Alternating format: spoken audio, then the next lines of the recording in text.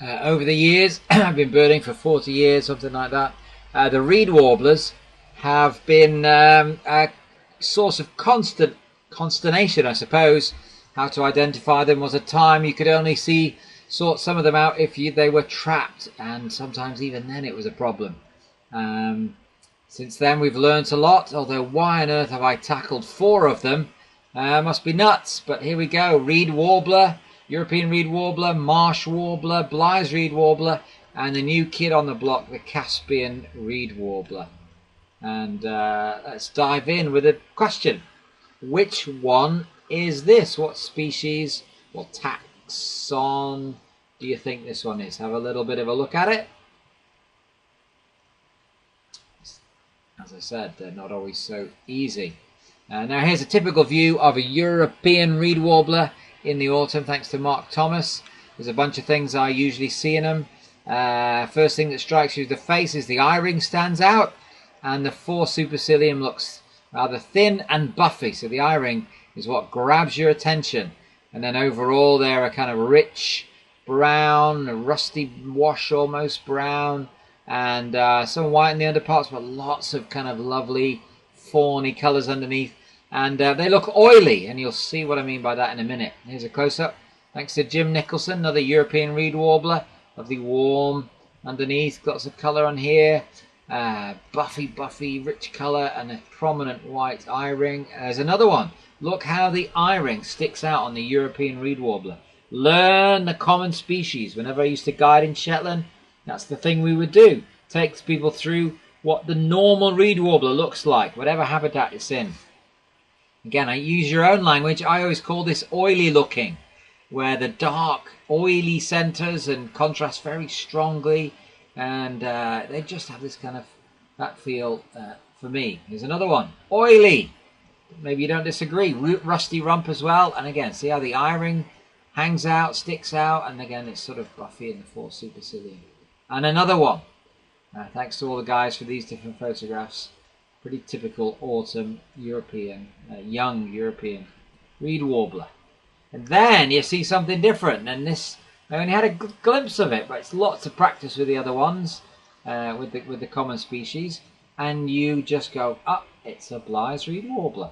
And what you see is it has the whiter underparts, the supercilium stands out a little bit more, it's a bit greyish here, and then it's fantastic bronzy wing pattern. Here's an easier Bly's reed, but you see the same themes going on. A bit more obvious supercilium, the eye ring doesn't stick out like it does on a reed in the same way.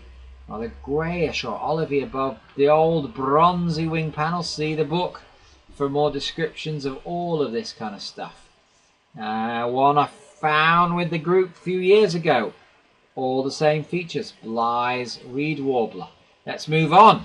This was a bird we found leading a tour group back in 2009, same year as the old tiger flycatcher we had in Shetland. Brief views, a rather pallid looking bird. Wow, look at those pale legs.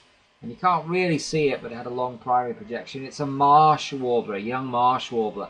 They have quite an open face, almost like a Hippolaeus warbler.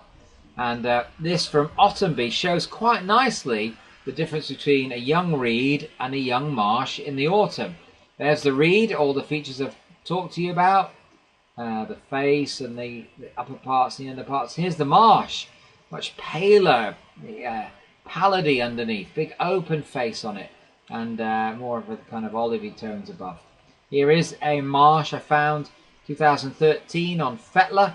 Look at the big open face on it, and you can just about start to see those yellowy streaks in a very kind of glistening white underparts. Now I hope Roger Riddington and Paul Harvey and Rory Tallack were key to putting the chapter together with me, and lots of hints and tips, that all the things help you sort out these reed warbler types a little bit easier, because I don't think they're necessarily very difficult, and you don't need massively good views. This one was a real skulker, but again, you see the lovely little yellow tones coming through here, the big open face, the bill quite short really, quite pale legs, and this is a very young marsh warbler in July, and they can look, wow, pretty yellow, especially first thing in the morning.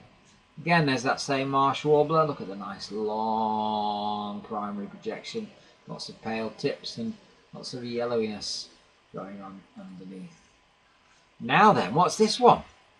If you clocked it from the things I've said, what do you think it is?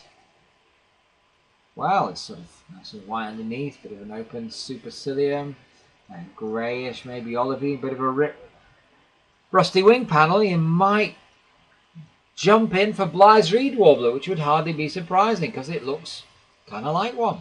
And that's what the original observers thought it might be as it skulked around. But it wasn't. In fact, it was one of these. A Caspian Reed Warbler, which is what our mystery bird was. A Caspian Reed Warbler. They don't... If you remember all I've said about Reed Warblers, it doesn't look much like that at all, does it? Caspian Reed Warbler. There's another one. A little bit warmer tone, but still lacking the very obvious rusty runt. Look at these plain looking tertials, lacking the oiliness. Big open face, white tips. Oh, I can't give too much away because I'm planning to find the next one in Britain. They surely reach here. They already have. This is a bird on Shetland, photographed by Rory Tallack and found by Roger Riddington and Rory and Paul Harvey. And then eventually they trapped it after they'd seen the wing formula that told them, no, it's not the suspected Blythe's Reed. It doesn't have enough imaginations. There it is in the hand. A Packer Caspian Reed Warbler. And one I'm going to be looking for hard this year.